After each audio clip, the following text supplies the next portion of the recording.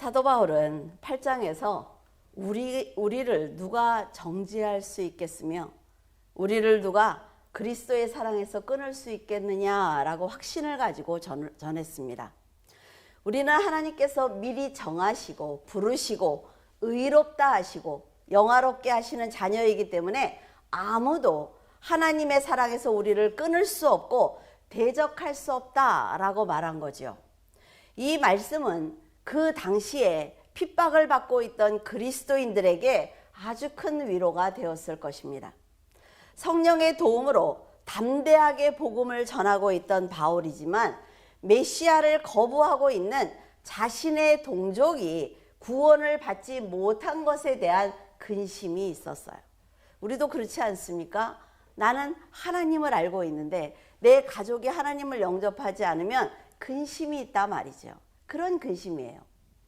유대인은 예수님을 거부하는 것을 뛰어넘어서 예수 그리스도를 죽인 사람들입니다. 하지만 그들은 어떤 사람들이에요? 처음부터 하나님께 선택을 받은 선민이라 말이죠. 하나님의 아들로 하나님이 정하셔서 부르신 사람들이에요. 그런 선민이 구원을 받지 못하고 있습니다. 그래서 바울은 내가 저주를 받아서 그리스도에게 끊어질지라도 나는 그들이 구원을 받는 걸 원한다 라고 말하고 있습니다. 동족이 구원을 받는다면 소원이 없겠다라고 한 것을 보면 그가 유대인들을 얼마나 사랑하는지 알 수가 있습니다. 비록 복음을 방해하는 그 형제와 고륙 친척들을 떠나 있지만 그는 언제나 자기의 동족이 구원받기를 간절히 원하고 있었어요. 저주를 받는다는 말은 헬라어로 아나테마라고 하는데 이 말은 여호수아가 여리고성을 정복을 할 때 하나님께서 그렇게 말씀을 하십니다. 생명이 있는 자와 물건 하나도 남기지 않고 다 태워버려라 라고 명령을 하실 때 이 단어를 사용하셨단 말이죠. 그러니 얼마나 무서운 얘기인지 알 수 있겠죠. 바울은 마지막 날 그리스도를 영접하지 않는 사람들이 심판을 받는다는 걸 알고 있습니다. 그래서 자신의 동족을 구원할 수만 있다면 자신이 대신 그 저주를 받아도 좋다라고 말을 한 거예요. 그렇다고 해서 하나님께서 사도 바울에게 저주를 내리시겠습니까? 그의 마음이 얼마나 간절한지 우리는 알 수 있단 말이죠. 4절과 5절 그들은 이스라엘 사람이라 그들에게는 양자됨과 영광과 언약들과 율법을 세우는 것과 예배와 약속들이 있고 조상들도 그들의 것이요 육신으로 하면 그리스도가 그들에게서 나셨으니 그들 만물 위에 계셔서 세세의 찬양을 받으실 하나님이시니라. 아멘. 이런 축복을 받을 수가 있을까요? 누가? 권세를 만약에 가진 사람이 사람을 지목을 해요. 그래서 당신이 오늘부터 이 일을 하세요. 뭐 장관도 좋고 총리도 좋고 그렇죠. 대통령이 지명을 하면 그 사람은 그날부터 그 권세를 갖는 것입니다. 사람이 지목을 해도 이런 힘을 갖는 것을 보면 창조주 하나님께 특별한 선택을 받은 이스라엘이 얼마나 큰 기득권을 가지고 살았는지 우리는 알 수가 있습니다. 그들은 하나님이 친히 찾아오셔서 만나주신 영광을 가지고 있어요. 예수 그리스도가 그들을 통해 오신다는 언약의 말씀과 그들이 하나님의 특별한 규례, 규칙, 율법을 받았단 말이죠. 직접 하나님께 경배를 드릴 수 있는 예배의 특권과 죄사함의 약속도 받은 민족입니다. 약속대로 믿음의 조상과 그 혈통으로 예수 그리스도가 이 땅에 오셨어요. 아주 놀라운 축복을 받은 민족이죠. 하나님께서 그들에게 이렇게 큰 기득권을 주신 것은 너희들이 선민이니까 너희들만 잘 먹고 잘 살아 이게 아니란 말이에요. 하나님께서 원하시는 건 뭐냐면 율법의 요구를 통해서 하나님의 뜻을 깨닫고 그들의 혈통으로 태어날 예수 그리스도를 열방에 전해줘 라는 사명을 주신 거예요. 더 나아가서 이들이 정말 자신들이 가지고 있는 복음을 땅끝까지 선포할 수 있도록 그들에게 아주 큰 힘을 주신 것입니다. 하지만 그들은 예수 그리스도를 배척하고 죽였단 말이에요. 지금 성도들도 하나님의 축복은 원합니다. 내가 하나님을 믿어드리고 있으니까 하나님이 나에게 세상 일을 잘하게, 잘되게 해줘야 돼 라는 기복 신앙들을 가지고 있어요. 하지만 믿음으로 거듭나는 노력을 거절하고 있단 말이죠. 그래서 참 이스라엘로 성장하지 못하고 있는 것입니다. 기독교인들이 지금 1200만이다, 뭐 1000만이다, 뭐 코로나 때문에 너무나 많이 떠났어 라고 얘기를 하지만 그 1000만 가운데 하나님의 말씀을 아는 사람들이 얼마나 됩니까?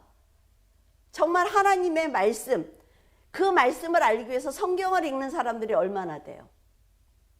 유대인이 선택을 받은 것은 그리스도를 보내기 위한 하나님의 한 계획일 뿐입니다. 그런데 어리석게도 그들은 하나님의 아들을 십자가에 처형하고 말았습니다. 하나님의 계획의 본질이 무엇인지 깨닫지 못한 그들은 교회를 핍박하기 시작을 했죠. 예수? 너 예수쟁이야? 그리스도인들을 핍박하기 시작했단 말이에요. 이런 상황이 지속이 되자 사도 바울은 자신의 형제와 고륙의 친척들이 예수 그리스도를 영접하고 구원받기를 아주 간절히 원하고 있었던 것입니다. 이런 사도 바울을 보면서 여러분은 어떤 생각을 하십니까? 여러분이 하나님의 뜻을 온전히 깨닫고 전 인류를 위해서 기도하지는 못할지라도 자신의 가족과 친지의 구원을 위해서 기도하고 있는지 한번 생각해 보시기를 바라요. 자, 가족을 위해서 기도하라고 그러니까 앉아서 기도하기 시작을 할 때 다른 사람의 기도를 먼저 할 때 손해보는 것 같아. 내 자식, 내 가족, 나 이걸 먼저 기도를 해야 뭔가를 한 것 같단 말이죠. 사람들의 마음이. 그건 왜 그래요? 하나님의 뜻을 온전히 깨닫지 못해서. 제일 처음에 뭐라 그랬어요? 기도하기 전에 하나님의 뜻을 온전히 먼저 깨달아야 된다라고 말씀을 드렸어요. 이건 성경을 읽는다는 얘기를 하는 게 아니에요. 여러분, 반기독교인 학자들을 보면 그 사람들은 성경을 기가 막히게 많이 읽습니다. 말씀의 구절도 엄청나게 알고 있어요. 그러나 그들이 말씀을 깨달았습니까? 깨닫지 못했어요. 여러분들에게 말씀을 드리는 거는 하나님의 뜻을 온전히 깨달아야 된다라고 말씀을 드리는 건 뭐예요? 하나님의 뜻대로 살아보라는 얘기입니다. 내가 말씀대로 살아보고 경험하지 않으면 절대로 하나님의 뜻대로 기도할 수 없단 말이죠. 그래서 여러분들에게 큐티하지 말라는 얘기를 하고 있습니다. 저는 다른 목사님들하고 전혀 다르죠. 왜? 자, 한번 생각을 해보세요. 1 더하기 1은 2예요. 근데 아이가 이것밖에 몰라. 8 더하기 8이 뭐지? 그러면 너무 숫자가 크니까 모른다고 해요. 자기는 오로지 1 더하기 1만 알아. 그러니까 아이한테 가서 자, 수학 공부해. 그럼 뭐라 그래요? 1, 2, 3, 4, 5, 6. 그것만 읽고 있어요. 이게 성경을 읽는 거예요. 그냥 성경만 읽는 거야. 그냥 무슨 말인지도 모르고 다 읽거나 딱 덮으면 아, 난 도대체 무슨 말인지 모르겠어.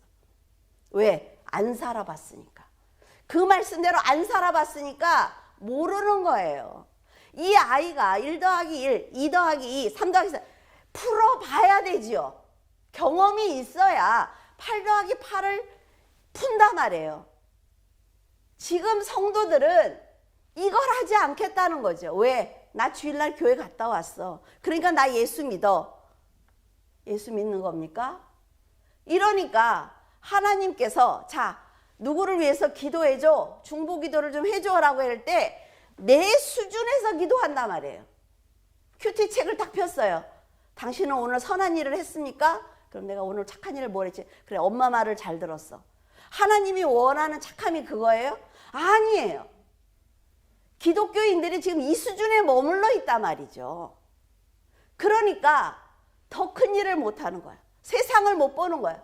세상이 돌아가는 거 뉴스를 봐도 무슨 말인지 못 알아듣는 거야. 자, 전쟁이 났어요. 그러면 그 다음 단계는 뭔가를 생각해야 될 거 아니에요. 그래서 우리가 준비해야 되죠. 그러니까 하나님의 뜻을 깨닫는 것, 내가 하나님의 말씀대로 손해를 보더라도 살아보는 것, 이것이 너무나 중요하단 말이에요. 11절에서 13절, 그 자식들이 아직 나지도 아니하고 무슨 선이나 악을 행하지 아니한 때에 택하심을 따라 되는 하나님의 뜻이 행위로 말미암지 않고 오직 부르시는 이로 말미암아 서게 하려 하사 리브가에게 이르시되 큰 자가 어린 자를 섬기리라 하셨나니 기록된 바 내가 야곱은 사랑하고 에서는 미워하였다 하신 것과 같으니라. 지난주 설교에 예정론에 대해서 말씀을 드렸어요. 미리 아시고 부르시는 것은 하나님만 하실 수 있는 일이다. 그래서 우리가 부름을 받았을 때 미리 아시고 부르신 의롭다 하시고 영화롭게 하시는 그 중간에 우리가 믿음으로 살아내야만 의롭다는 단계로 넘어간다 라고 말씀을 드렸습니다. 그러면 뭐예요? 중간에 믿음의 행위가 필요하다라는 말씀을 분명하게 드렸어요. 부름을 받은 성도들은 반드시 믿음을 보여드려야만 의롭다 하심을 받고 하나님과 영화롭게 살 수가 있습니다. 그런데 지금 사도 바울이 뭐라고 하고 있어요? 지난주에 제가 한 얘기를 다 뒤집고 있죠. 리브가의 뱃속에 있는 에서와 야곱을 부르신 하나님께서 그들이 아직 선이나 악을 행하지 않았는데도 내가 야곱은 사랑하고 에서는 미워했다라는 말을 했어요. 그리고 큰 자가 어린 자를 섬길 것이다 라고 하면서 이 모든 것은 그들의 행위로 인함이 아니라 내 하나님의 일방적인 선택이다 라고 말씀을 하셨단 말이죠. 에서가 악하게 산 것도 야곱이 그리스도의 조상이 된 것도 모두 하나님께서 미리 정하셨기 때문에 그렇게 살 수 있었어. 너희들의 행위는 필요 없어. 내가 정한 대로 너희는 사는 거야 라는 얘기를 했단 말이에요. 에서와 야곱의 악하고 선한 행위와 상관없이 자궁 안에서 지금 자라고 있는 에서는 버림을 받았고 야곱은 구원을 받은 것입니다. 이 문제에 대해서 여러분은 아마 로마서를 읽으면서 굉장히 혼란스러웠을 거예요. 부름을 받은 우리가 그리스도를 믿고 믿음을 가질 때 의롭다고 하신다면 그것은 분명 믿음을 드러내는 행위가 동반돼야만 합니다. 그런데 지금 바울은 사람의 행위가 필요 없다라고 말하고 있단 말이죠. 이걸 어떻게 봐야 하느냐 생각을 해보셔야 된다는 거죠. 자, 한 개인의 구원의 문제를 논할 때는 믿음으로 산 성도는 구원을 받고 가룟 유다처럼 하나님 앞에 부름을 받고 나왔지만 믿음으로 살지 않은 사람은 구원을 받지 못합니다. 그렇다면 에서와 야곱은 태어나지도 않았어요. 걔네들이 어떤 행동도 한 게 없단 말이죠. 그런데 왜 이런 말씀을 하셨을까요? 에서와 야곱의 문제를 개인의 문제보다는 더 큰 틀에서 보기로 하겠습니다. 리브가의 자궁에 있는 에서와 야곱은 이삭을 아버지로, 리브가를 어머니로 모시고 정말 같은 조건에서 같은 환경에서 태어나고 살아가게 될 것입니다. 그들은 동일한 교육을 받을 거예요. 그리고 사랑을 받으면서 성장할 것입니다. 차별받지 않는단 말이죠. 하나님께서 큰 자가 어린 자를 섬길 거야 라고 말씀을 하셨지만 우리가 에서와 야곱의 인생을 보면 에서가 야곱을 섬긴 적이 없습니다. 그렇죠? 그러면 분명 이 말씀은 다른 뜻이 있구나 라는 것을 우리가 알 수가 있습니다. 더구나 에서는 하나님의 믿음을 받았어요. 그럼에도 불구하고 그는 장자라 야곱보다 훨씬 부유하게 살았습니다.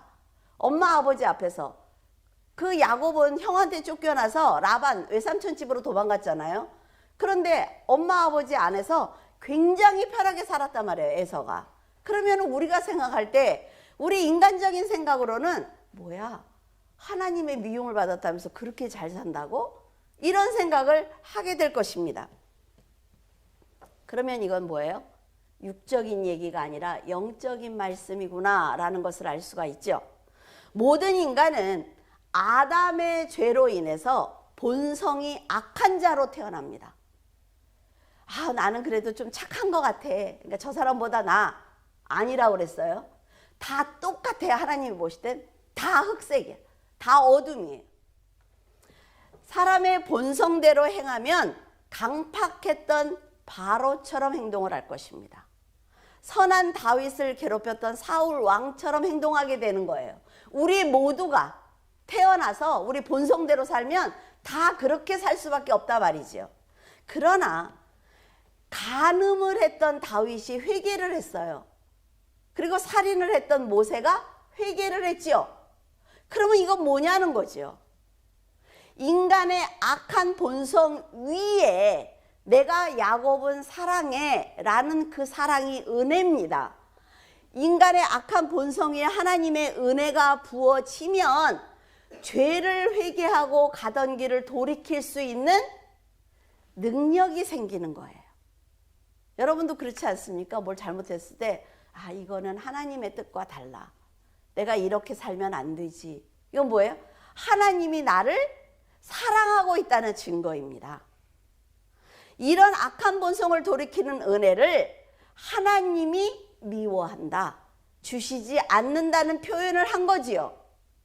그러니까 오해 없죠. 자, 모든 인간은 다 똑같이 태어나요. 여기서 하나님의 은혜는 악한 마음을 가지고 악하게 살지 않도록 도와주시는 것입니다. 악한 마음을 가졌다고 해도 그것이 잘못된 것이라는 걸 깨닫게 하시는 거예요. 그렇다면 이렇게 말하는 사람들이 있단 말이죠. 그러면 사랑의 하나님이라며, 사랑의 하나님이 왜 모든 인간에게 다 주시지 않고 왜 그래? 이렇게 말할 수 있어요. 그러니까 그 하나님은 사랑의 하나님이 아니야. 안티 기독교인들이 하는 말이에요. 저는 그 글도 다 읽습니다. 사랑의 하나님이라며 그러면 가난한 사람이 있고 부자가 있으면 안 되는 것 아니야? 뭐예요? 전적으로 하나님을 모르는 거지요. 근데 여러분 반대로 생각을 해보세요. 여러분들이 지금 하나님의 사랑을 받고 있어요? 그러면 내가 지금 회개하고 있는 것, 하나님의 은혜와 긍휼을 받고 있는 것, 이거에 대해서 감사해야 되는 것 아닙니까? 하나님이 여러분들을 내 자녀래잖아요. 내가 너를 양자로 삼았어라고 말씀하셨잖아요. 감사한 것 아닙니까? 자, 어린이 고아원에 가서 제가 만약에 양자를 아기를 하나 드린다고 해요. 그럼 거기 있는 아기들 다 데리고 오지 않지 않습니까? 내 눈에 띈 아이, 내 마음에 긍휼이, 불쌍함이 일어나는 아이, 그 아이를 데리고 온단 말이에요. 그렇다고 해서 당신이 어떻게 이 사람들 다 데려가지 않습니까? 이렇게 말하지 못한다는 거죠. 그 누구 마음이에요? 제 마음이에요. 천지를 창조하신 하나님의 마음이에요. 여러분들을 선택하시고 여러분을 아버지로 내가 아버지가 될게 라고 말씀하신 하나님의 선택이에요. 불공평합니까? 그렇지 않아요. 은혜를 주시고 긍휼히 여기는 것은 하나님의 절대적인 주권입니다. 이걸 이해하고 성경을 읽어야 돼요.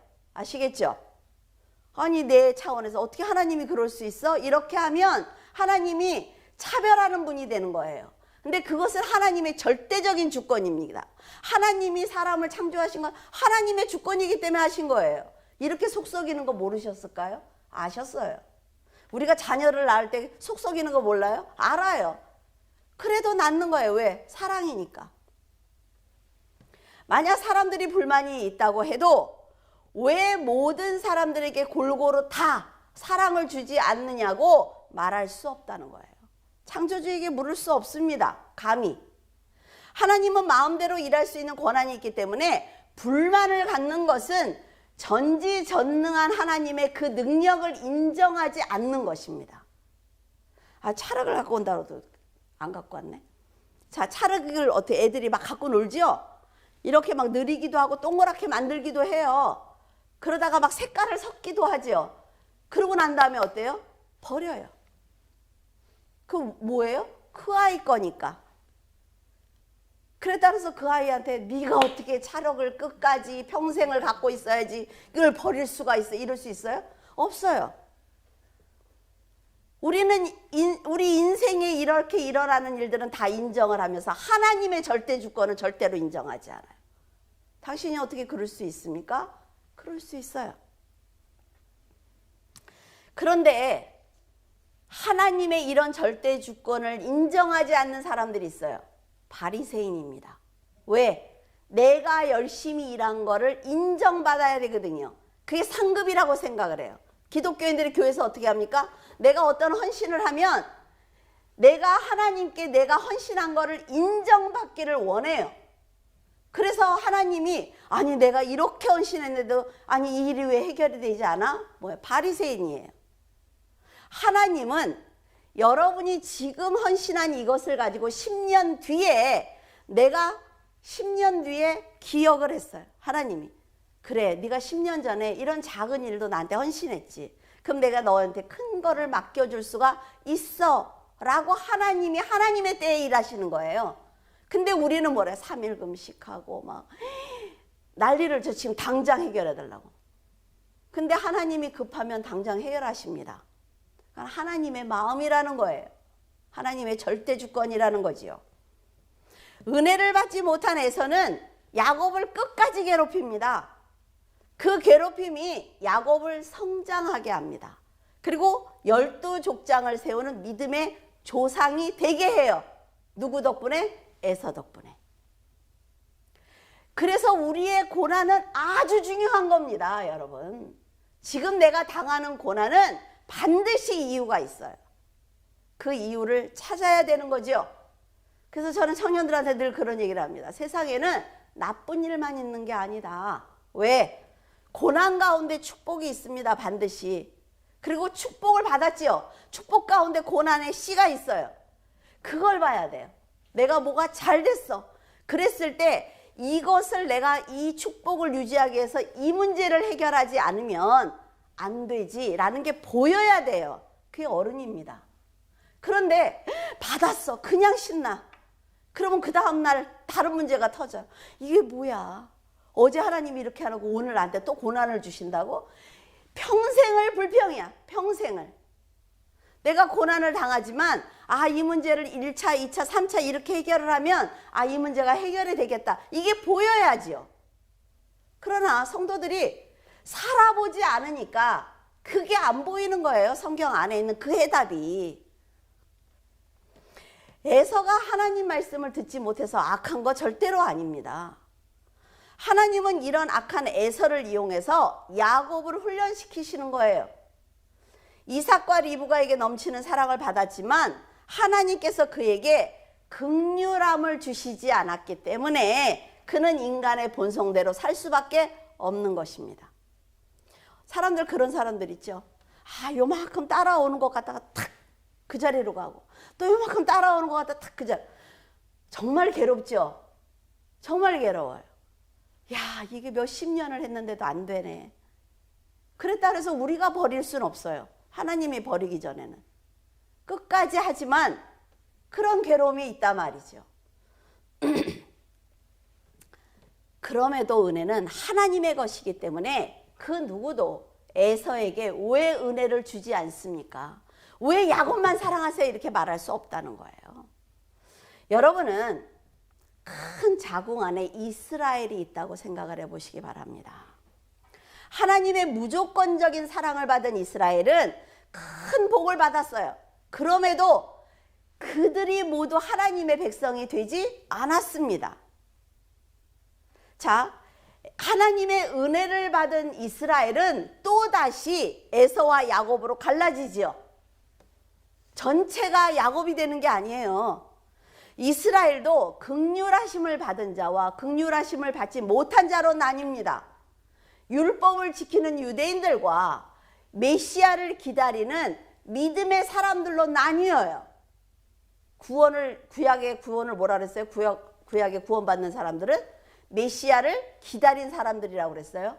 그리스도를 모르는 사람들이 아니에요. 헷갈리면 안 돼. 하나님의 사랑을 받고 긍휼하심을 받는다는 것이 얼마나 놀라운 축복인지 여러분이 알아야 된다 말이죠. 그러면 저절로 감사한 기도가 나오는 거예요.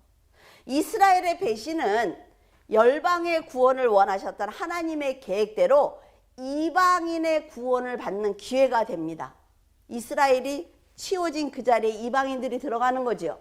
그런데 이방인들 역시 자궁 안에서 에서와 야곱이 나뉜 것처럼 본성, 자기의 본성을 변하지 않고 사는 자와 하나님의 주신 믿음을 갖고 사는 자로 나뉩니다. 그러면 야곱과 에서가 뭐구나 이제 감이 오시죠. 자궁 안에 있던 에서와 야곱은 개인을 말하는 게 아니에요. 에돔과 이스라엘 민족을 말하는 것입니다. 이스라엘은 메시아를 기다리는 믿음의 사랑과 율법을 지키는 것으로 구원이라고 생각했던 율법주의자로 나뉩니다. 지금까지 어렵지 않죠. 이방인 역시 복음을 영접한 성도와 불신자로 나뉘고 있습니다. 지금 우리나라도 그렇죠. 교회 안도 그렇죠. 가정도 그렇죠. 에서와 야곱이 있단 말이에요. 지금 사도 바울이 하고 싶은 얘기가 그 얘기라는 거예요. 이걸 보면 하나님의 은혜가 뭐예요? 곧 구원이라는 걸 알 수가 있습니다. 내가 하나님의 은혜를 알고 하나님이 나를 사랑하셔서 어떤 환경이든 어떤 사람이든 통해서 나를 부르셨구나 라는 걸 느끼는 순간 뭐예요? 나는 내가 구원받은 자구나 라는 걸 알 수가 있습니다. 그럼 구원받은 자는 어떻게 살아야 돼요? 믿음의 행위가 따라와야 된다는 거예요. 이게 8장 얘기라 말이죠.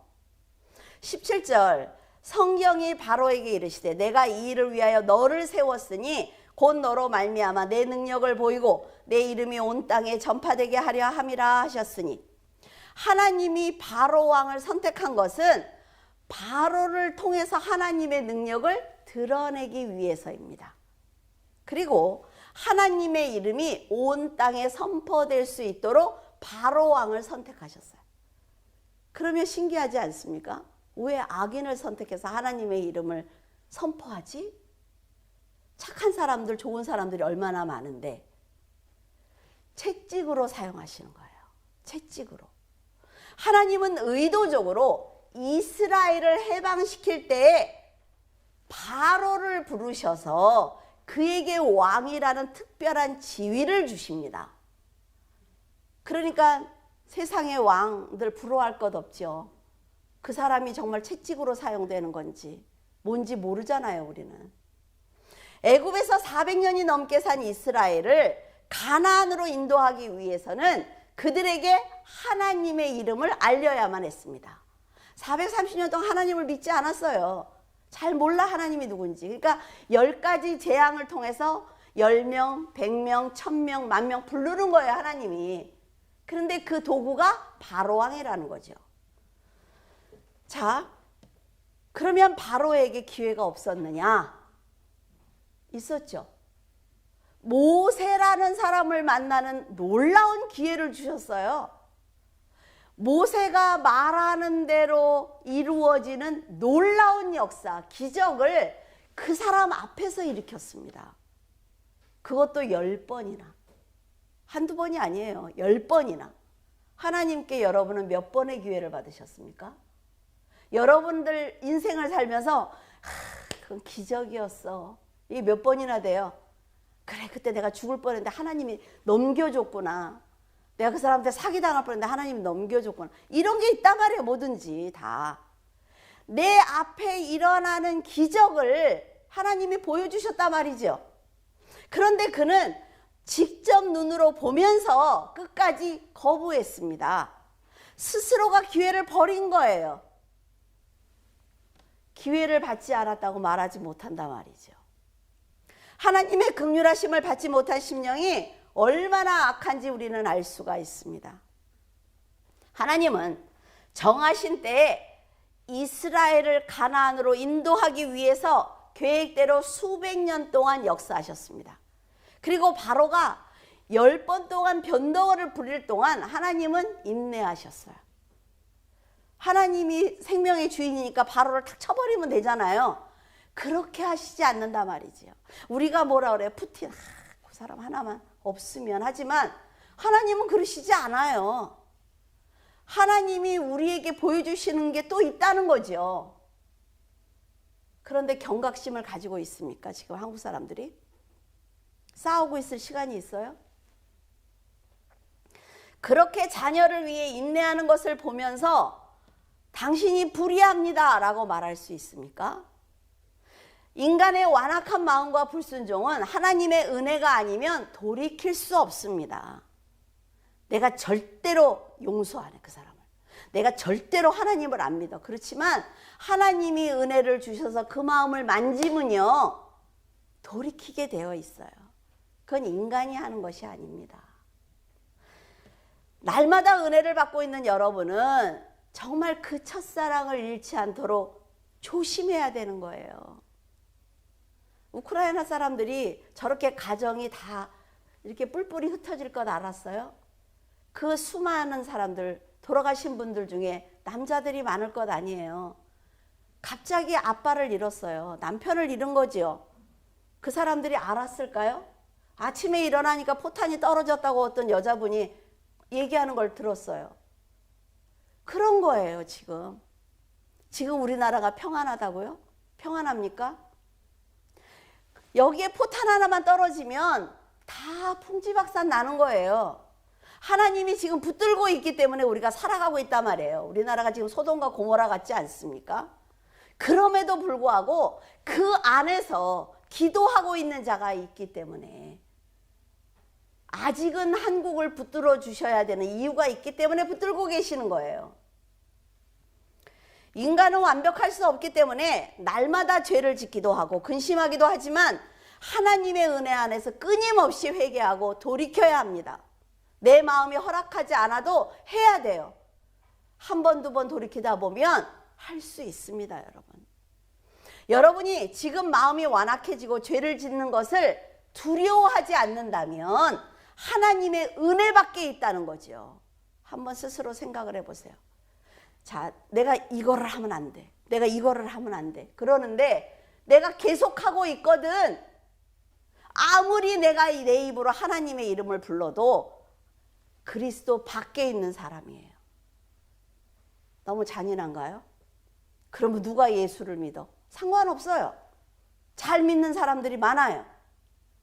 그러니까 돌이키라는 것입니다. 21절에서 23절 토기장이가 진흙 한 덩이로 하나는 귀 있을 그릇을 하나는 천 있을 그릇을 만들 권한이 없느냐.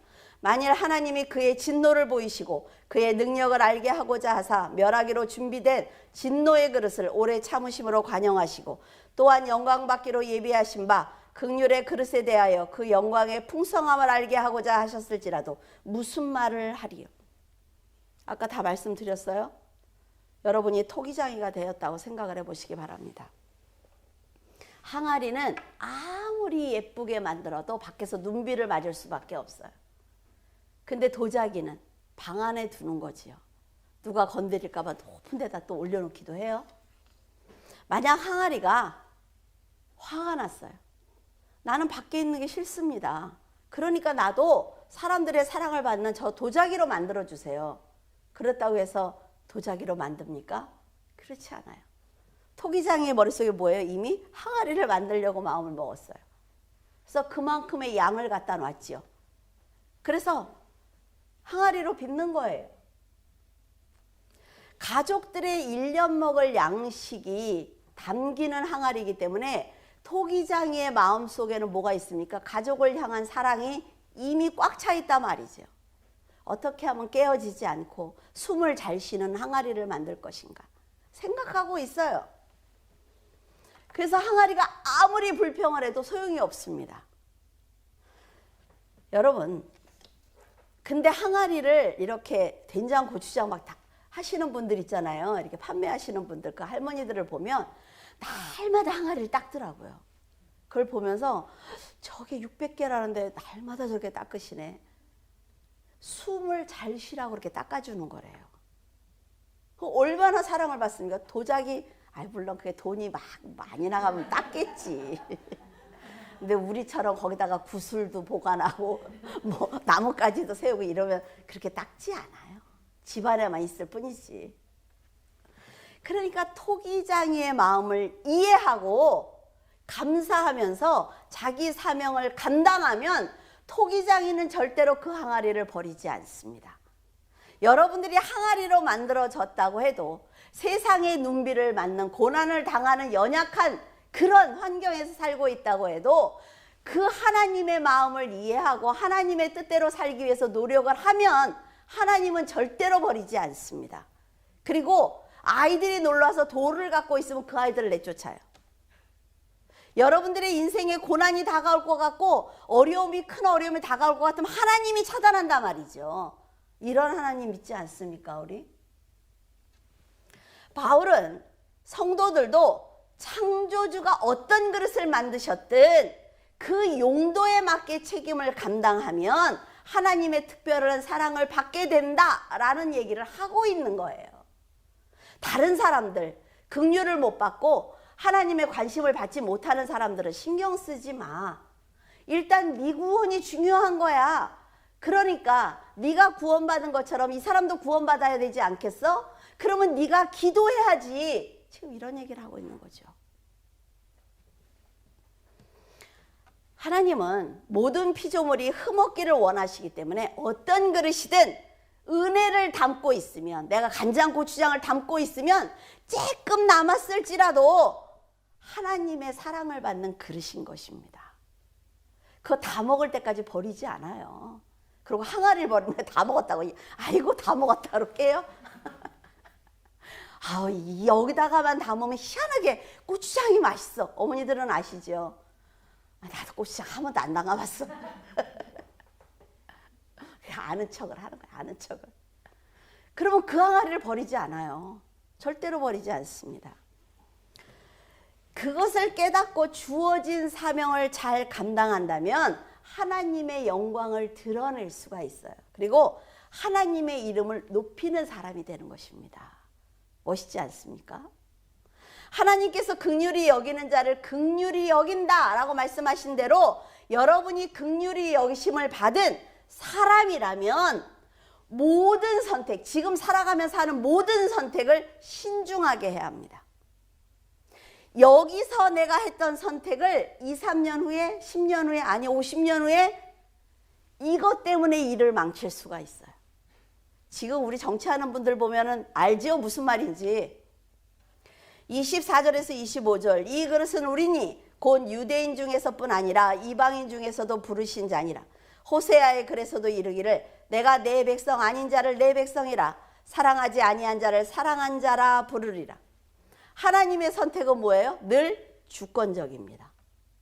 아브라함을 열국의 아비로 세운 것도 하나님이 부르신 거예요.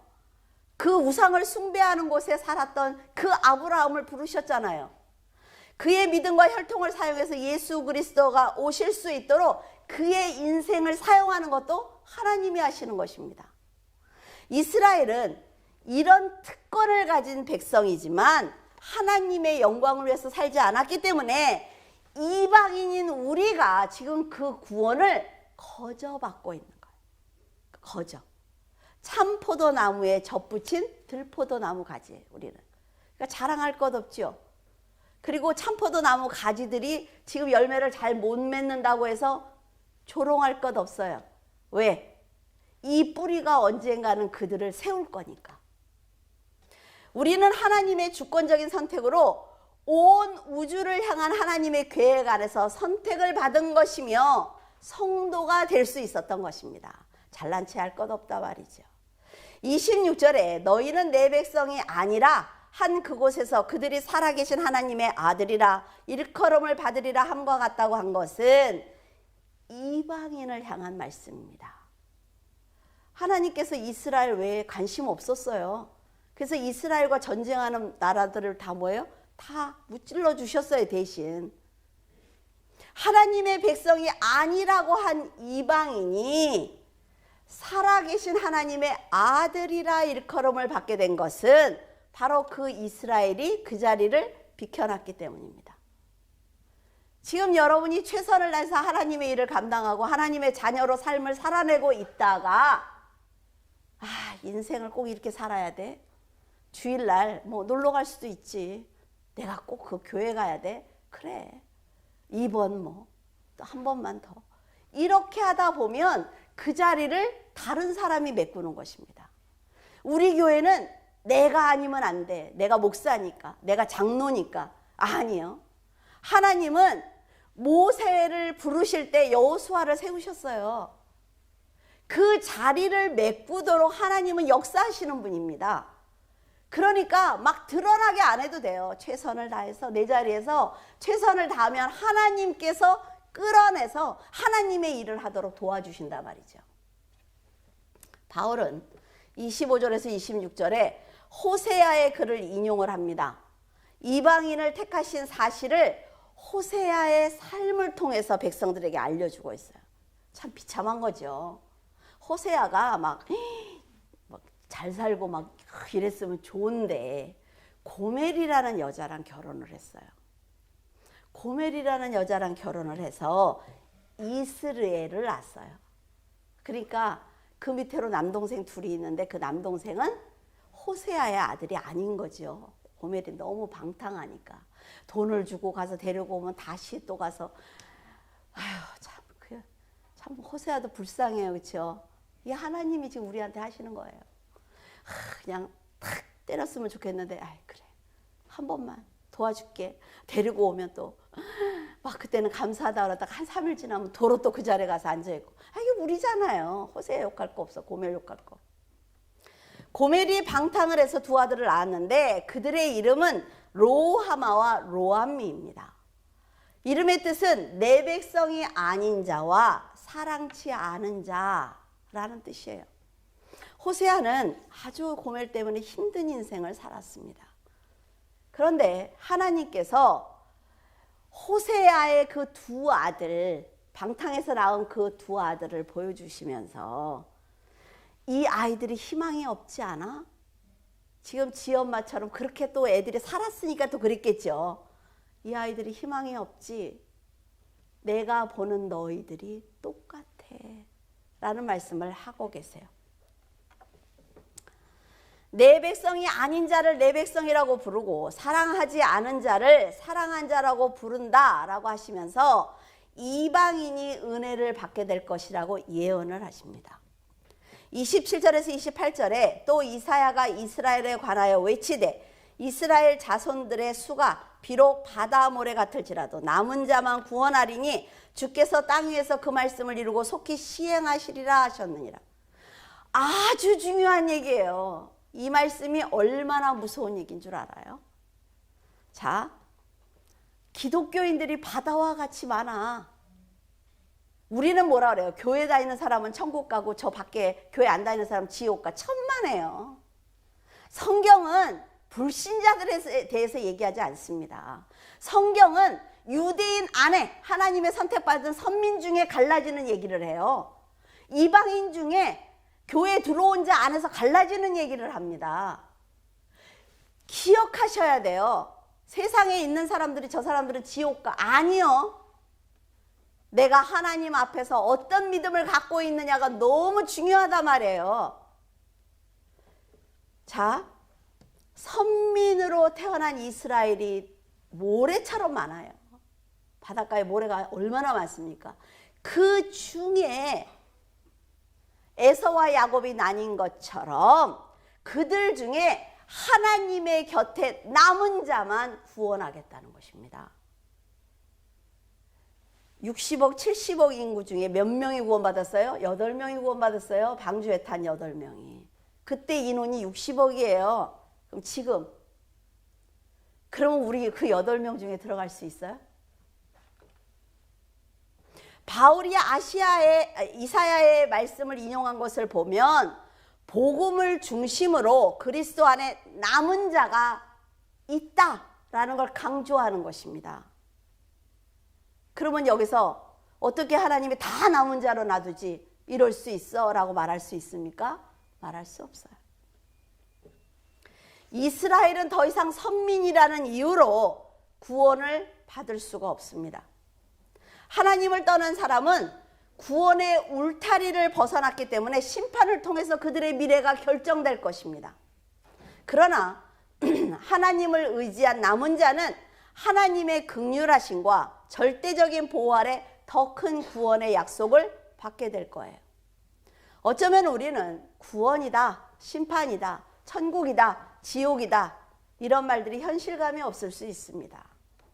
막 살다 보면 다 잊어버리죠. 하지만 성경은 지금 수천 년의 역사를 통해서, 요새 TV 다큐 보면 다 뭐예요? 수억만 년 전에, 아니요, 천만에요. 수천 년의 인간의 역사를 통해서 한 자궁에 있던 에서와 야곱이 나뉜 것처럼 떠난 자가 될 것인지 아니면 네가 남은 자가 될 것인지 지금 우리에게 계속해서 질문을 던지고 있습니다.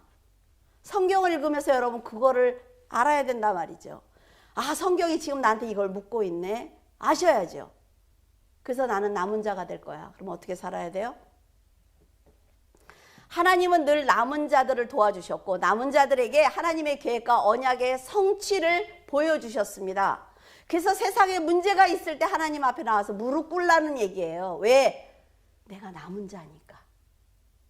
내가 하나님의 사랑을 받고 있는 자니까. 내가 그 마지막 목적지를 가기 위해서 하나님이 이 과정이 필요하다면 내가 여기서 하나님을 더 만나게 하시는구나 라는 걸 깨닫고 하나님 앞에 나와서 무릎을 꿇으면 하나님이 이 문제를 해결해 주신다는 거예요. 29절 또한 이사야가 미리 말한 바 만일 만군의 주께서 우리에게 씨를 남겨주지 아니하셨더라면 우리가 소돔과 같이 되고 고모라와 같았으리로다 함과 같으니라. 지금 계속 성경은 순차적으로 계단을 받고 있지요. 예수 그리스도를 향해서. 하나님께서는 소돔과 고모라에 살던 사람들이 돌이키기를 바라셨습니다. 천사가 거기를 올 정도면 하나님의 관심이 얼마나 지대한지 알 수 있죠. 그런데 결국 그들은 쾌락을 선택했습니다. 쾌락을 선택했어요. 그래서 모두 그들의 죄로 심판을 받고 말았죠. 이스라엘을 향해 소돔과 고모라의 멸망에 대해 말씀하신 것은 유대인의 완악함이 지금 심판을 받기에 충분하다는 것입니다. 우리나라도 어때요? 지금 끝까지 찼죠. 사람들의 악이 끝까지 찼습니다. 그 죄가 넘치면 끝나는 거죠. 근데 하나님이 계속 넘치지 않도록 바가지로 물을 퍼고 있단 말이에요. 회개해, 회개, 돌이켜. 너희 나라가 어떻게 세워진 나라야? 너희들은 기독교를 통해서 헌법이 만들어졌고 너희들이 지금 누리고 있는 이 모든 것은 내가 붙들어 주기 때문이야. 아, 북한에 여기 폭탄을 이고 있잖아요, 지금 우리가.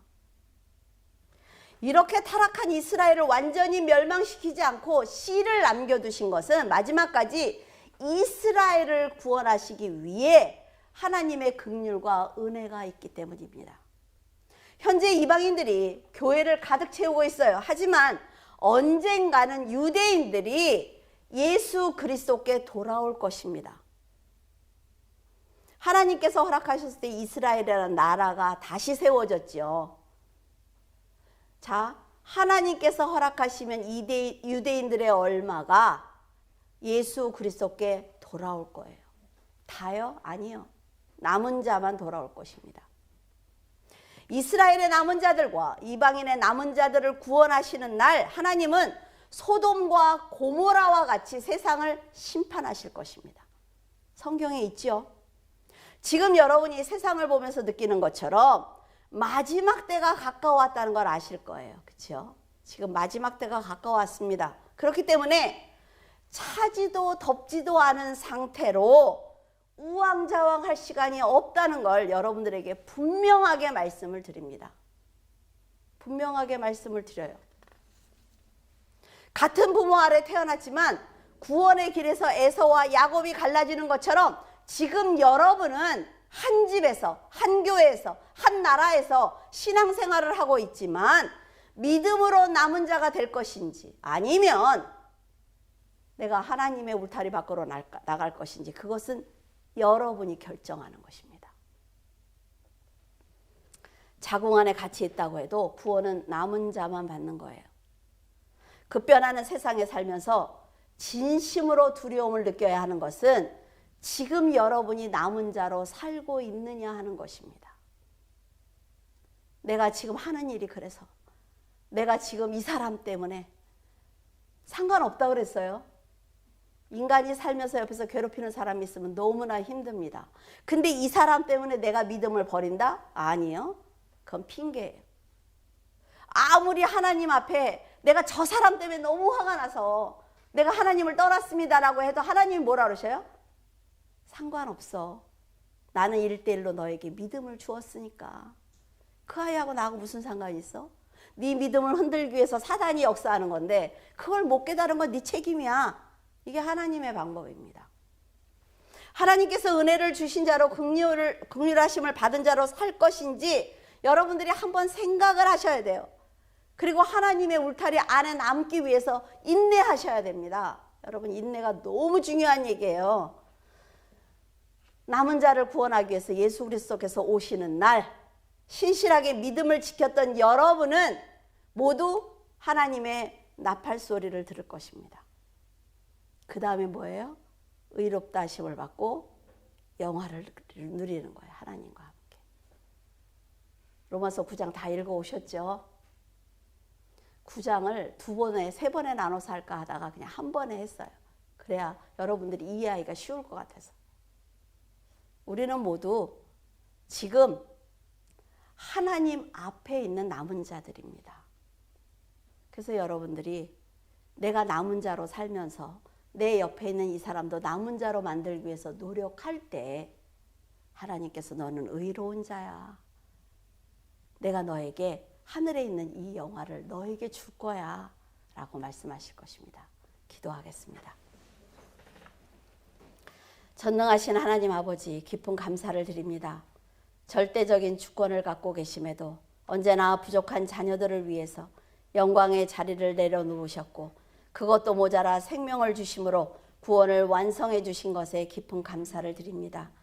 그 사랑을 당연하게 생각하는 저희들을 용서하여 주시옵소서. 구원을 받는 것을 당연한 것처럼 생각하기에 세상을 더 바라보았고 쾌락을 놓지 못했습니다. 하지만 로마서 강해를 통해 절대적인 주권을 가지신 하나님께서 피조물인 저희들의 인생을 돕고 계신다는 것이 얼마나 크나큰 희생인지 알았습니다. 마지막 때를 향해 달려가는 이 세상을 보면서 이제 저희들이 기도하고 헌신하며 그 사랑을 보답하고 싶습니다. 주님, 연약한 저희들이 하나님의 나라를 위해서 사명을 감당할 수 있도록 지혜와 명철을 주시고 결코 부끄럽지 않은 삶을 살아낼 수 있도록 도와주시옵소서.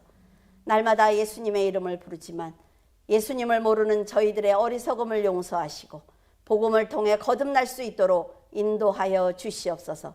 주님을 사랑하는 성도들의 믿음이 넘치게 하시고 주님의 음성을 듣고 더욱 힘을 얻는 거룩한 성도가 되게 하여 주시옵소서. 언제나 저희들의 아버지가 되어주심을 감사드리며 예수 그리스도 이름으로 기도드립니다. 아멘.